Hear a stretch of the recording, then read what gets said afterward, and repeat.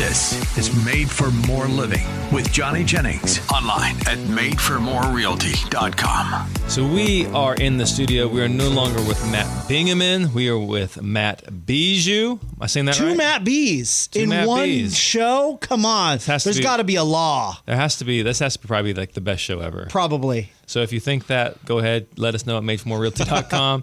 If you don't think that, give us a 5-star review on Google. Give us a 5-star review, please. But go to Made for More Realty. You can give Johnny a 5-star review on his professionalism and service when it comes to real estate, or just give him a 5-star review on his show. There you go. I'll take either or. Show. I'll take any 5-star review I can get. How do you get 1,000 5-star Google reviews? Because I was talking about that, I think, in last week's show, where Mike and I, my other coworker, we talk about this, how people are really eager to go give negative reviews. Like, if you go to a restaurant and you have poor service, oh, absolutely, you're going to tell the manager, or the food's lousy, you're going to go online and you're going to give them a negative review.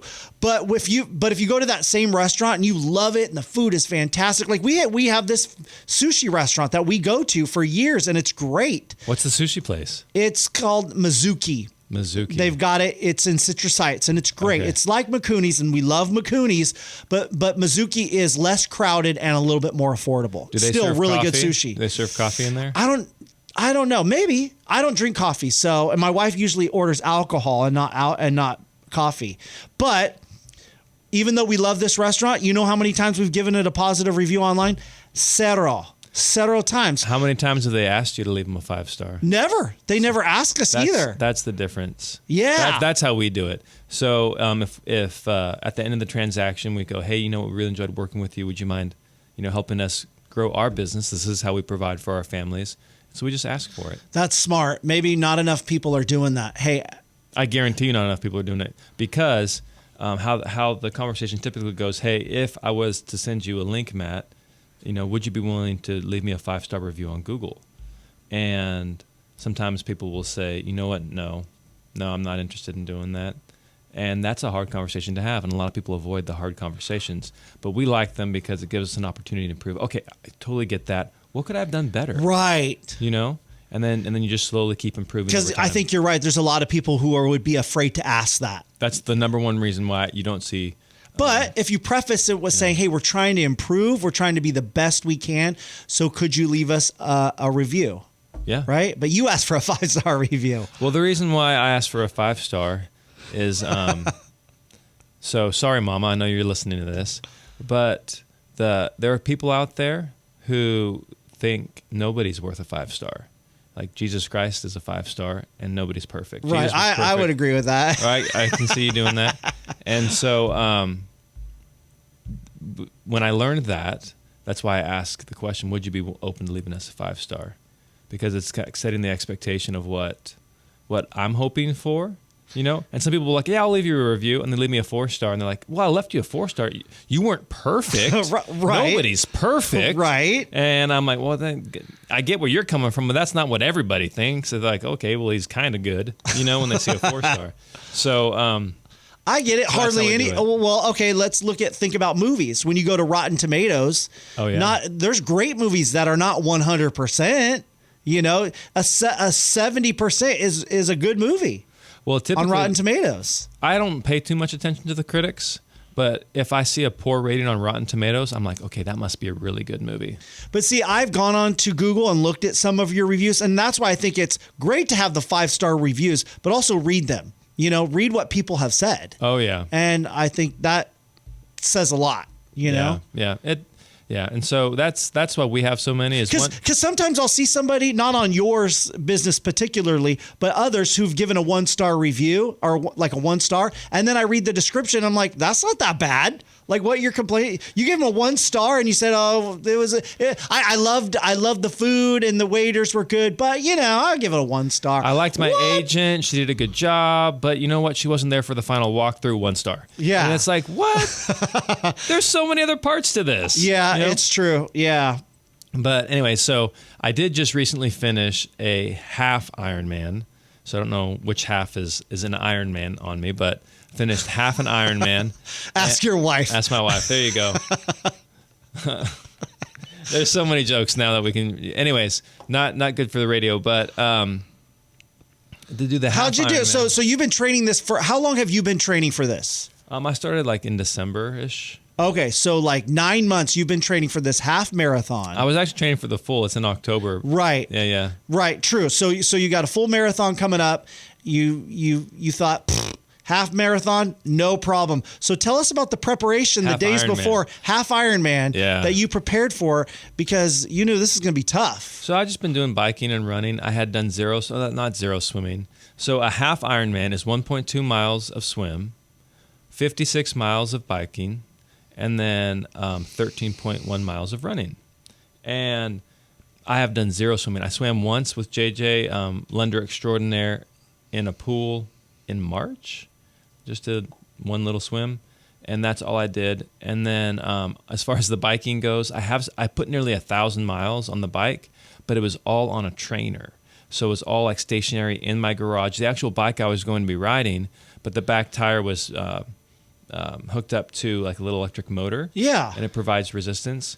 But I have never clipped in on a bike before and like had those shoes that clip in. Right. I've never ridden on the open road a bike like one of those cycling racing bikes, and that was a mistake.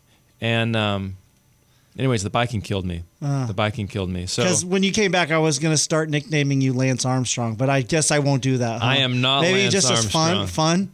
Hey, Lance Armstrong. Man. How you doing, buddy? I was thinking- how was the trainer bike different than the actual bike that you rode during the Ironman? So the bike's the same. It was just hooked up to a little device in my garage, and the rear wheel was off. So why it was a different experience was I've only ridden like BMX type bikes or like mountain bikes or like motorcycles, and typically you're seated further back. Yeah.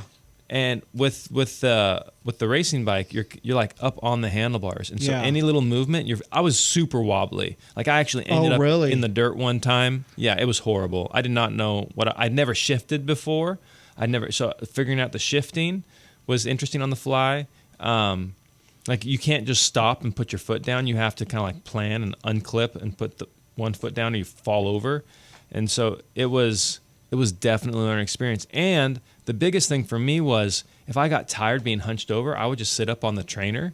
Yeah. And I'm stable. Like I'm on like a little device, and so I could sit up, stretch my back out, stretch my neck. When you were out on the trainer, right? You can't trainer. do that. No, Yeah. and just pedal with my feet and just keep going. But on the bike, you're hunched over for Yeah. and so the back of my neck was killing me. Anyways. But you got a good night's sleep the night before, right? Had a great Oh. breakfast, right? No, so I didn't get a hotel room. I tried getting a hotel room last minute. They were all booked up, so I ended up sleeping in my car, ate some granola bars for breakfast. And had no other. I had no water. That was another thing. I had no water with me. That seems like basic. Okay, I'm going to do an Ironman. Maybe I should have a water bottle. I know. You did all this training for 9 months. Yeah. And you fail in the basic stuff. That's Well, so frustrating, it seems like. I that. now have more appreciation for the full. I'm just glad I have like a second chance. Hey, and you did it. And I you finished know? it. I you did finished finish it because it. not Yeah. everybody does. No. But you had mentioned like there was an elderly lady in her 90s that did it that had almost as fast as time as you did. Oh my gosh, I was blown away at the number, at the sizes of people, the height, the ages, the body weight, like people doing this. So JJ Mack and I did the race together, and we finished, and we're sitting there eating the food at the end, and this woman walks up to us. She's probably 5'3". She looks like your typical grandma. She's probably mid to late 60s. And she starts talking to us. Oh, how'd you guys do? Good. How'd you do? And she's telling us, hey, I did okay. I didn't do as well as I hoped. You know, this is my first time back doing an Ironman or half Ironman since my injury. Oh, what happened to you? Oh, I tore my quad. I needed to have surgery. So she had like a major surgery less than a year ago. And she looks like your grandma. And we're like, okay, well, how was your time? And she's like, well, it wasn't as good as I was hoping. Well, what was it? She's like 6 hours and 12 minutes. I'm like, oh my gosh. I'm like, JJ's laughing to himself because I finished the race in 6 hours and 6 minutes. So grandma almost beat me on this race. Like after recovering from a torn quad, I have no ailments. I'm healthy. I'm strong. Right. And grandma almost beat me. So anyways, it was But interesting. you did it, you know, learned some good lessons, and now you're even more prepared You've already got a hotel room booked, right? Well, it's in Sacramento. Okay. Next one's in Sacramento. So you've got a nice bed ready for you at home, and you already got the nutrition plan set up ready. Oh yeah, you bought a new water bottle, right? You're ready to go. You've already got the schedule planned for how to master that bike. Yep. Right. Yep. I'm gonna make that bike do what I want it to do. Because see, I think that's a win where it was tough, and you learned some good lessons, but you still were able to do it. Yeah. And so just think how even more prepared you will be for the next one, So we'll see. Don't let it scare double. you. It is double. It's double, but you've only got what, like 5-ish. Yeah. Weeks So the recording. Yeah. Yeah. It'll be what it'll be. I won't be setting any land records, but maybe I'll make some signs and I'll stand on the side of the road cheering you on. You can do it. You can do it. Oh man, it'll be interesting. So if you guys want to come out, or if you want to be a part of it, yeah, it's October 19th. Where in Sacramento is it? Good question. I don't know. You don't know? They haven't sent you a map or anything? They probably have done all of that. I didn't look at anything. It was the day of the race, for example, in Santa Cruz, where we just did the half. In Santa Cruz, they're telling everybody we need to go out to the beach. It's time to start. I go to one of the tents and I go, okay, where do I go? Like for the swim, where am I supposed to go for the bike? They have an orientation. I didn't go to the orientation. Oh, okay. So that's just kind of how I Well, look roll. at you. You still did it in spite of not having any of the preparation or being really ready for this thing. No, but I did train hard. So you did, but you didn't do the bike training, apparently. I did not do. Yeah, I need to just keep myself hunched over on the bike and build up those muscles. But I did. Or get out on the road, get the real experience. Yeah, you're probably right on the road. Yeah. But it just scares me. I don't want to get hit by a car. So, but all this has to do with real estate because lack of training, lack of experience, lack of getting, ready for the market is really going to hurt you. That's the number one reason why I see houses not selling. They don't have the right info. They're not prepared. So like, for example, do you mean the right mindset?